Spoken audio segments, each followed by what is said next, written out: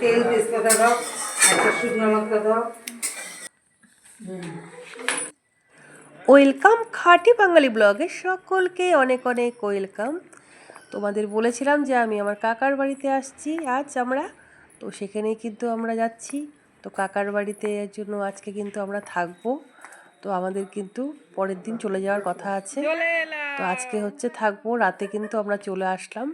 তো আমরা গেছিলাম হচ্ছে আমার পিসির ছেলের ঘরে মেয়ে হয়েছে, মানে আমার হলো ভাস্তি, আমার সম্পর্কে ভাস্তি হচ্ছে, তার অন্নপ্রাশনে গিয়েছিলাম। আর তারপরে কিন্তু ওখান থেকে কিন্তু আমরা আমার কাকার বাড়িতে চলে আসলাম। আমার কাকার বাড়ি হলো বুনিয়াদপুর, তো বালুরঘাট থেকে বুনিয়াদপুর চলে এলাম। তো এই 2 দিনই আমাদের ছুটির মধ্যে এখন কত জায়গায় ঘুরে বেড়াচ্ছি দেখো, ওই 2 দিনের মধ্যেই। তো যার যেরকম সময় সেইভাবেই তো কাকার বাড়িতে এলাম। তো কাকা তো খুব খুশি, এবার বসে বসে সবার সাথে একসাথে বসে গল্প হচ্ছে। আর আমার মা বলেছিল হচ্ছে আমার কাকিমাকে যে তুমি রান্নাটা করো না, আমি গিয়ে করব, তো মাংস রান্না করবে। আর এই জন্য কিন্তু এসে এবার রান্নাবাড়ি শুরু, দেখতে থাকো ভিডিওটি। একটা শুকনো লঙ্কা দাও।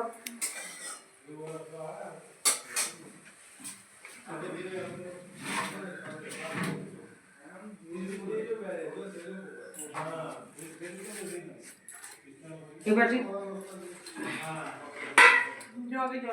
পেঁয়াজটা ধুতে হতো, আগে আমি ধুচ্ছি, এখানে আসি না। তুমি লঙ্কা লঙ্কা পেস্ট করে এটা না, এটা গরম জল, এটা কি জল? মটর ছাড়লাম তো গরম বেরোবে? এখন একটু গরম জল হবে না, নিচ থেকে উঠতেছে না। তাই নাকি? আর আমরা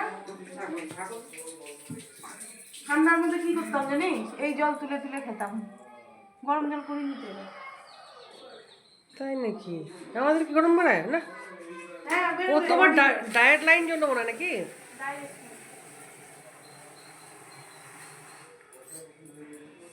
ডায়েট লাইন কোনটা হয়ে গেছে? মাংস ধোয়া।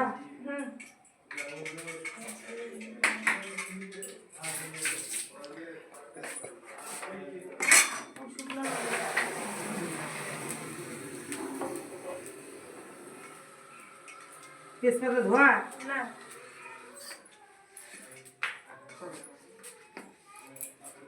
এই যে জিরা ঠিক করা যাবে না। ইয়েটা খারাপ হয়ে যাবে, মটরটা খারাপ হয়ে যাবে। ঠিক করলে হবে, ধর 4,000-5,000 টাকা নিবে। ও পরে বলবো কি এটা বিক্রি করে দিবে, বুঝলি? যা দাম হয় হবে তার সঙ্গে দিয়ে উঠে নিয়ে নিতে হবে। হ্যাঁ হ্যাঁ, সব জায়গায় ঠিক করে লাভ নাই। তো এই দেখো সব কিন্তু বসে বসে কিন্তু গল্প হচ্ছে। আমার বাবা আর কাকা এই 2 ভাই এত গল্প করতে ভালোবাসে, খুব গল্প করতে ভালোবাসে, ঘন্টাকে ঘন্টা গল্প করে। মানে তাদের মানে কোনো মানে ইয়ে আসে না যে কখন বসে বসে ঘুমাবো বা ইয়ে, খালি গল্প করবে আর গল্প করবে। তারপরে দেখো রাত্রে কিন্তু খাওয়া দাওয়া শুরু হয়ে গেছে। রান্না করেছিল মাছের চচ্চড়ি, মুসুরির ডাল, মুরগির মাংস বলেছিলাম করতে, তো অনেক কিছু রান্না ছিল। তো পরের দিন সকালবেলা দেখো আমার কাকিমার দোতলার যে ব্যালকনিটা, সেখান থেকে কিন্তু এত সুন্দর হচ্ছে, মাঠ ঘাটগুলো দেখতে ভালো লাগে। এখানে যখন আমার কাকিমারা প্রথম বাড়ি করেছিল, তো আমার বাপের বাড়িতে গঙ্গারামপুর, সেখানেই আমার কাকিমারা থাকতো। তো সেখান থেকেই আমার কাকার চাকরির জন্য কিন্তু চলে আসতে হয়েছে বুনিয়াদপুরে। তো সেখানে যখন বাড়ি করেছিল তখন কিন্তু হচ্ছে একদম ফাঁকা ছিল, একদম যেরকম মাঠ দেখতে পাচ্ছ, আরও প্রচুর মাঠ ছিল বলতে, এখানে বাড়িঘর এখন তা 2-1টা দেখা যাচ্ছে। তো তখন কিন্তু আমার কাকিমার বাড়ি কিন্তু মানে 3টা বাড়ি ছিল, কাকিমার বাড়িতে 3টা বাড়ি। আমরা তখন ভাবতাম যে কী করে থাকবে এই জায়গাটা এত ফাঁকা। তো দেখো সেখানেই কিন্তু এখন একটা পাড়া হয়ে গেছে, এত বাড়িঘর হয়েছে। এটা হচ্ছে আমার ছেলেকে বলছিলাম এই ট্যাপটাতে হাত দিস না, কারণ একদম সামনেখানে ট্যাপটা, তো ওর তো খুব সুবিধা হচ্ছে ওখানে। তো এর আগে একবার আমি আমার এক ভাইয়ের বিয়েতে গেছিলাম বালুরঘাটেই, সেখান থেকে এসেও আবার ছিলাম ওখানেই। তো আমার ছেলের ট্যাপটা ছেড়ে দিয়ে একদম মানে জল এমনভাবে ঘরে চলে আসছে কি আর বলবো। তখন তো হচ্ছে আমার কাকিমা এসে বলছে যে এত জল কোথা থেকে আসলো, এবার আমি তো বুঝতেই পারছি না জলটা কোথা থেকে আসলো, মানে ব্যালকনিটা আবার চাপানো ছিল। তারপরে দেখি সেই আমার ছেলে জল ছেড়ে দিয়েছে সেখান থেকে, একদম জলে জলাকার। এটা কিন্তু আমার দুপুরবেলা রান্নাবাড়ি চলছে। তো আমার মা কিন্তু রান্না করতে খুব ভালোবাসে, তাই কাকিমাকে বললো যে তুমি আমাকে সব রেডি করে দাও, আমি হচ্ছে রান্নাটা করে নিচ্ছি। তাই আজকে কিন্তু সেদিন ছিল শনিবার, শনিবারে হচ্ছে নিরামিষ খাওয়া হয়। তো তার জন্য হচ্ছে পটল পোস্ত হচ্ছে রান্না হবে, কারণ পটল পোস্ত তোমার দাদাভাই খেতে খুব ভালোবাসে, আর আমি ততটাই অপছন্দ করি পটল পোস্ত খেতে। তো এবার দাদাভাই যেটা খাবে, জামাই বলে কথা, তো পটল পোস্ত হচ্ছে হবেই। আর হচ্ছে পনির ছিল, নিরামিষ রান্না তো অনেক কিছুই করতে হয়।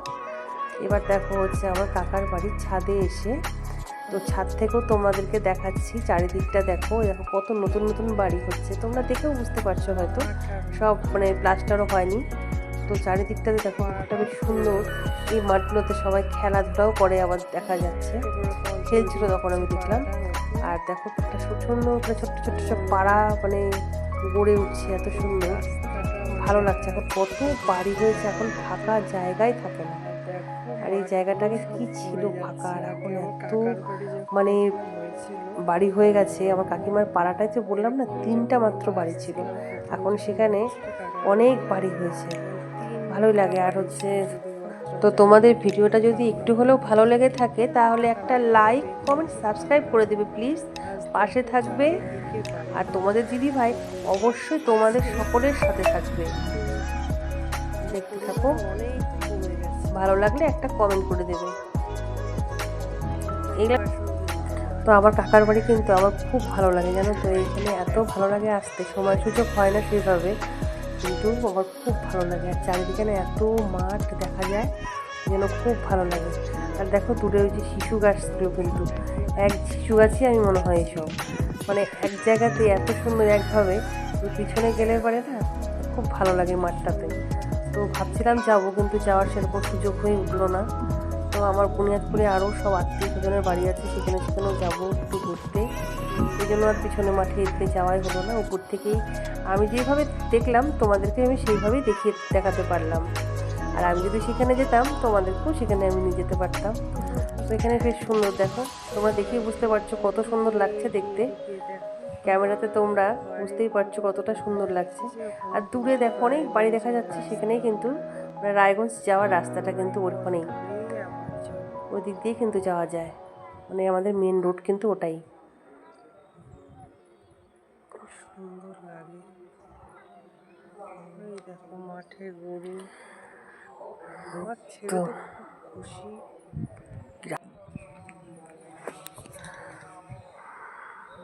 দেখতে নিশ্চয়ই বুঝতে পারছো কতটা সুন্দর লাগছে। আর জায়গাটা দেখো কত সুন্দরভাবে গাছগুলো, দেখ গাছগুলো তো দেখো কি সুন্দর করে গাছগুলো সব মানে সারি সারি না, এক এক জায়গায় এক একটা হয়েছে, দেখতে না এত সুন্দর লাগছে। নিশ্চয়ই তোমাদেরও আমার মতো ভালো লাগছে হয়তো, আমি ভালো লাগার এত মানে ভালো লাগছে জায়গাটা, তোমরা আমার কথা শুনেই নিশ্চয়ই বুঝতে পারছো।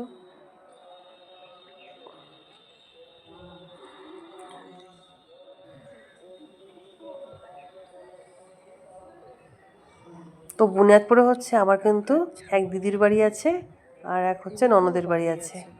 তো দেখা যাক কোথায় যাওয়া হয়, তো সেইভাবেই কিন্তু যাব। আর এই দেখো একদম কিন্তু পাশে পাশে সব কিন্তু বাড়ি, বললাম যেখানে আগে ফাঁকা ছিল এখন লাগালাগি সব বাড়ি তৈরি হয়েছে ওখানে, ভালো সুন্দর। আর আমার কাকিমার বাড়িতে মানে এক রাত্রি থাকলে কিন্তু মনই ভরে না আমার। তো যাই হোক, টাটা, ভালো থেকো, সুস্থ থেকো।